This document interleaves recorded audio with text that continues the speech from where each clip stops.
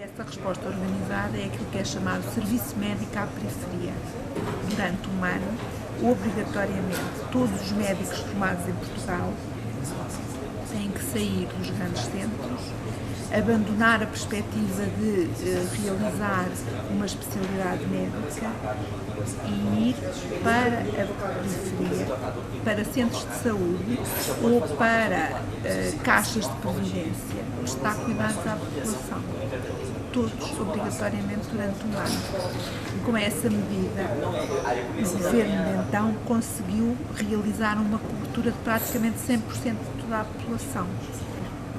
É assim que em 1981, criada pela primeira vez no nosso país a especialidade que na altura se chamou de generalista, é aceita e criada em simultâneo uma entrada em número muitíssimo superior de médicos, chamados clínicos gerais, para prestarem cuidados às populações, ainda que não tendo a especialidade de clínica geral, de generalista ou de medicina geral e familiar, como se veio a chamar anos mais tarde.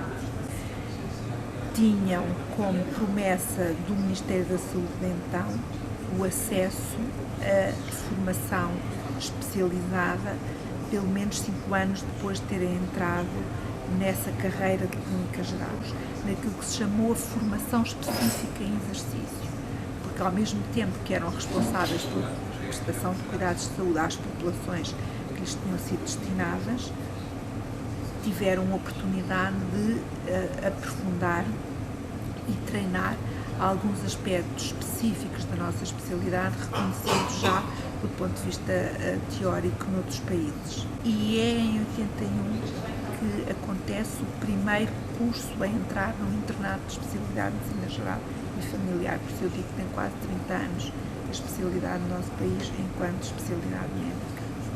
Naturalmente, nos primeiros anos, como dizia, foi muito escasso em termos numéricos o grupo de pessoas que entrou na especialidade.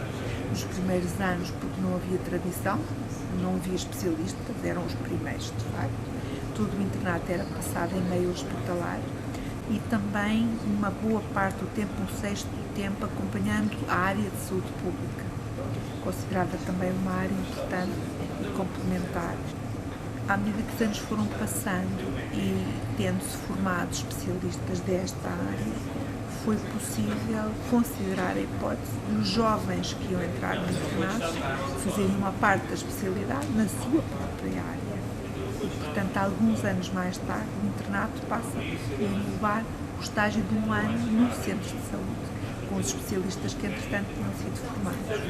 E deixou de fazer sentido que fossem colocados médicos sem especialidade. Portanto, a formação específica em exercício acabou quando acabou a formação dos médicos que tinham sido colocados no terreno e deixou de haver necessidade de dar continuidade a esse procedimento. Portanto, há muitos anos, há mais de 20 anos, que a única via para a entrada na especialidade é a via do internato. Há 20 anos atrás, o número de vagas para entrada nas especialidades era superior ao número de candidatos e nessa altura as vagas não eram todas preenchidas.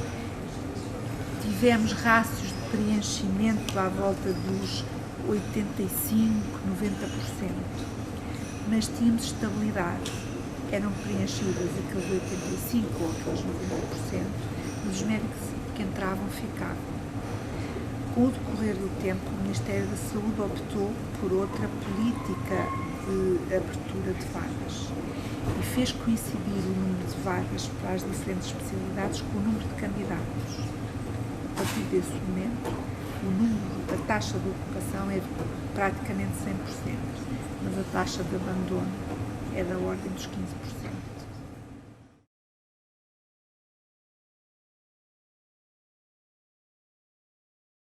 A medicina familiar aqui em Portugal, pelo menos na minha faculdade, aquilo que acontece é, nós no primeiro ano temos um estágio optativo de medicina familiar, onde somos direcionados para um centro de saúde, perto da nossa área de residência, e aí temos um contacto de apenas alguns dias, não me recordo bem, mas penso que eram cerca de 15 dias, onde nós éramos acompanhados por um tutor, e inicialmente é só para fazermos uma primeira a primeira chega à medicina familiar, para contactarmos com esta base da medicina que é tão importante. Depois, só no 5º ano da faculdade é que nós temos uma disciplina de medicina familiar, onde eu pessoalmente não a fiz em Portugal, porque fiz o 5º ano em Itália, em Roma, mas eu sei que cá eles têm apenas aulas teóricas, têm que fazer depois uma apresentação final de um trabalho de investigação ou uma revisão sistemática de um assunto na área da medicina familiar. E depois, só apenas no 6º ano, é que nós temos uma outra cadeira obrigatória prática, um estágio clínico de 6 semanas numa unidade de saúde familiar, onde nós então somos também acompanhados por um orientador, e faz parte do tronco obrigatório do nosso plano de estudos do 6º ano.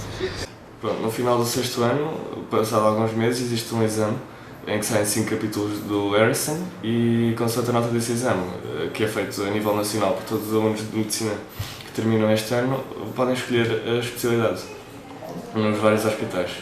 É uma prova de escolha múltipla, cada pergunta há um grande conjunto de perguntas e cada uma tem 5 hipóteses, e pronto, é isso.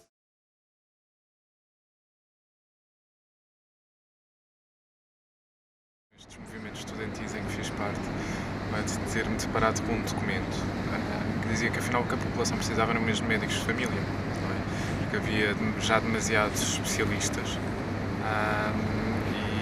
e infelizmente a cobertura que a população tinha em termos de cuidados primários era baixo, não é? Portanto, se nós queremos melhorar a qualidade da saúde das populações, era melhor apostarmos nos cuidados primários e formar mais pessoas nesta área do que propriamente os super especialistas.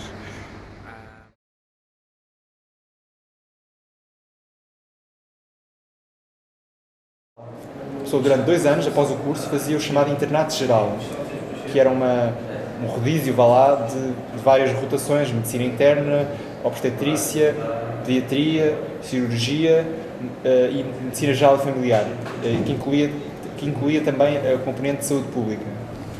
Tem sido decisiva a experiência que têm na medicina geral e familiar durante esse tempo, para depois escolherem a nossa especialidade como especialidade de futuro.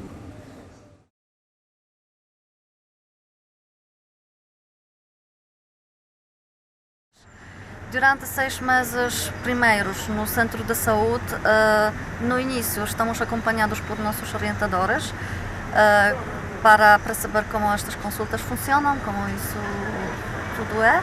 E depois, depende interno e depende do orientador, temos mais possibilidades de efetuar consultas sozinhos no outro gabinete. As consultas estavam divididas em consulta de adulto, que é a maior parte das consultas. Depois tínhamos também um horário para saúde infantil, que era a segunda-feira à tarde. Temos também saúde materna e planeamento familiar, que era a terça-feira à tarde. E temos consulta de diabéticos, que é a quarta-feira de manhã. O resto é a consulta de saúde do adulto e do idoso, que pode ser programada ou não programada. As não programadas são aquelas que são geralmente pedidas no próprio dia para situações supostamente de urgência ou situações agudas. E depois temos 2 disciplinas obrigatórias que deveríamos fazer no hospital: a pediatria e obstetrícia, 3 e 2 meses. Depois escolhemos disciplinas opcionais, depende daquilo que queremos escolher e naquilo que achamos que vamos ter falta. Saber mais, aprender mais. Por exemplo, eu vou escolher a dermatologia, acho que faz sentido, a pneumologia e otorino.